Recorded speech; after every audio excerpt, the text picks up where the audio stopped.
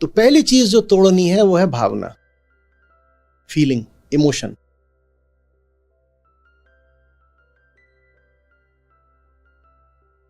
जो उसको नहीं तोड़ सकता वो छोड़ दे आत्मज्ञान की बात या स्वयं से आजाद होना, इस तरह की बातें एकदम हटा दे।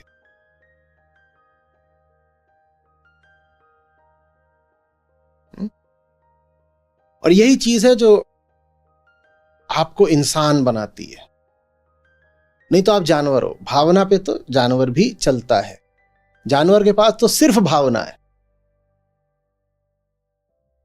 नायक की पहचान क्या है, हीरोइज्म किस में है? इसी में है। The ability to do what is right even if it does not feel right. And what is right will seldom feel right. But your culture celebrates your gut feel, intuition, emotion, whatever. That's what you need to demolish. बहुत कुछ बुरा लग रहा हो, आंखों से आंसू बह रहे हो, फिर भी अगर जान रहे हो कि सही है तो करो, बहते आंसुओं के साथ करो। तुम्हारी भावना का मूल्य 2 कौड़ी का नहीं है। 2 कौड़ी का मूल्य तो छोड़ दो, वो जहरीली है। नहीं जानते क्या भावना कहां से आती है? भीतर के अचेतन तहखानों से आती है। पता भी नहीं चलता तुम्हारी भावना ने कभी तुम्हारी अनुमति ली है। मैंने कहा विचार भावना दोनों भीतर के होते हैं, पर मैं बात भावना की कर रहा हूं। अंतर बता देता हूं क्यों। आप जब कहते हो आई एम थिंकिंग, तो उसमें आपकी सक्रिय सहभागिता होती है। आप कहते हो मुझे सोचने दो, और जैसे ही कहते हो मुझे सोचने दो, आप सोचना शुरू कर सकते हो। वहां आपके पास कुछ चुनाव का अधिकार है। लेकिन क्या कभी आपने ये कहा लेट मी फील, मुझे जरा भावुक होने दो? नहीं। विचार तो फिर भी आपकी थोड़ी सुनता है, आपके कहने पे चल लेगा। जब आप कहते हो लेट मी थिंक, तो आप सोचना शुरू कर सकते हो। और जब आप कहते हो I am not thinking any more, तो आपके पास यह भी अधिकार होता है कि आप सोचने को थोड़ा हटा भी सकते हो। पूरी तरह विचार भले ना रुके, पर विचार पर आपका थोड़ा तो हक, अधिकार, अख्तियार होता है ना। पर क्या कभी आपने ऐसा कहा now I am going to feel? वो पूरे तरीके से अचेतन होता है। वो जहां से आता है ना आपकी अनुमति मांगता है ना सहमति मांगता है। भाव वो बस आता है और छा जाता है। इसीलिए वो आपका सबसे बड़ा शत्रु है। और भारत का एक बड़ा दुर्भाग्य यह रहा कि हमने भक्ति मार्ग को भाव मार्ग बना दिया। प्रेम अलग चीज होता है भाई। भक्ति मार्ग माने प्रेम मार्ग, भाव मार्ग थोड़ी। भावना भावना कर करके हमने इंसान को पशु बना डाला। आप जब बोलते हो तो फिर ना मैं जरा सा सोच रहा था कि उस सोचने में आपने कुछ करा ना। वो विचार आपके नियंत्रण में था ना। आप ये भी कहते हो अच्छा इस बारे में सोच लिया, चलो दूसरी चीज के बारे में सोचते हैं। आप विचार तत्काल बदल भी सकते हो, भावना बदल सकते हो। बदल सकते हो क्या? हाँ। तो भावना इसलिए बहुत जबरदस्त तरीके से आपको गुलाम बनाती है। आपका उस पर कोई हक नहीं होता, उसका आप पर पूरा हक हो जाता है। और वो आती भी किसी दैवीय बिंदु से नहीं है, वो किसी पवित्र बिंदु से नहीं आती। वो आपके भीतर की पवित्रता नहीं, आपकी पाशविकता से आती है। भावना का केंद्र एक होता है मनुष्य में और पशु में, एक समान। आपके भीतर की जो पशुता है वही भावना बन के प्रकट होती है।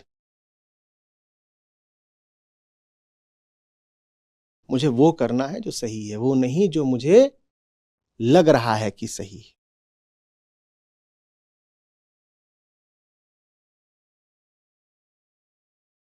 Between understanding and feeling, I'll always choose understand. और उसमें बुरा लगेगा, क्योंकि वो जो भीतर जानवर बैठा है, जो भावनाएं बार बार लहराता रहता है, आपका उस पर कोई अधिकार तो है नहीं ना। यही हम बात कर रहे हैं।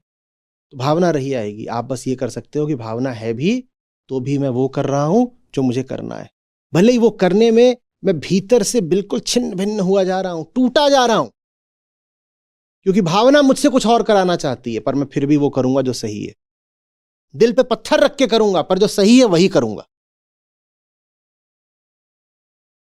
ये होता है अपने विरुद्ध जाना। समझ में आ रही बात? और जो ये नहीं कर सकता वो जानवर से इंसान नहीं बन सकता।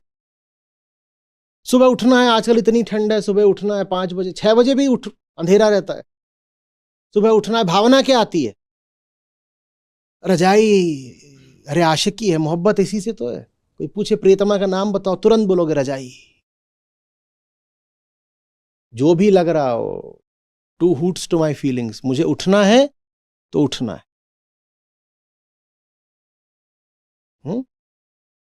तभी उन्नति होती है। यही आत्मशोधन है। यही है संवर्धन, आरोहण, जैसे बोलना हो। उस इंसान से बहुत बचना जो अपनी भावनाओं पर चलता हो।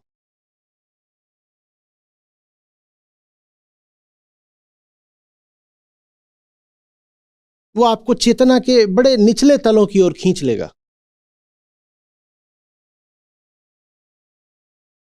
और अगर वो इंसान आप ही हो तो अपने आप से भी बहुत बचना।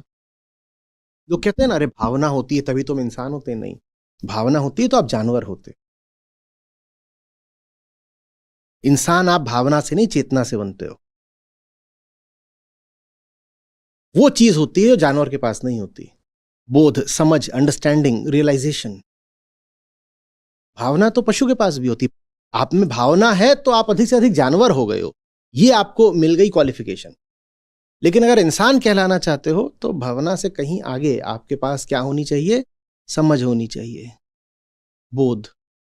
I understand. जो कह सके आई अंडरस्टैंड, वो इंसान कहलाने का हकदार हुआ। जो अपनी भावना के आगे घुटने टेकना बंद कर देता है, उसके विचार अपने आप बिल्कुल सीधे हो जाते हैं।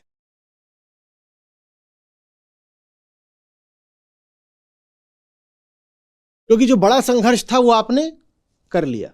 विचार तो छोटी चीज है।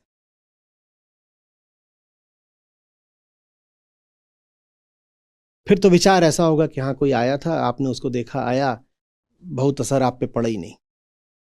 असली चुनौती तो भावना होती है। और भावना किसी छोटी मोटी लहर की तरह नहीं आती, भावना सुनामी की तरह आती है।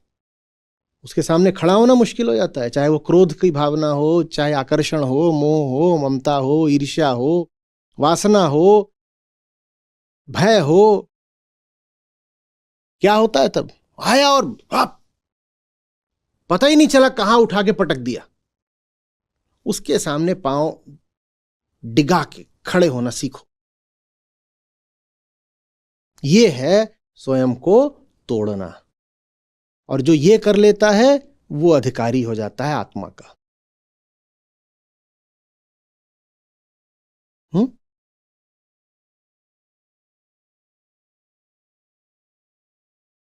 जब भावना नहीं होती तो फिर प्रेम प्रकट होता है। जब तक भावना है तब तक प्रेम के लिए कोई स्थान नहीं। भावना और प्रेम में बिल्कुल 36 का आंकड़ा है। भावुक आदमी प्रेमी नहीं हो सकता। और फिर ये हमारी परवरिश और हमारी शिक्षा और हमारी संस्कृति की बड़ी खोट है कि उसने हमें भाव में और प्रेम में अंतर करना नहीं सिखाया। ज्यादातर लोग भावना को ही प्रेम समझ बैठते हैं। प्रेम बिल्कुल अलग बात है। प्रेम का संबंध चेतना की ऊंचाई से है। जब प्रेम होता है तो मन समझने की ओर अग्रसर होता है।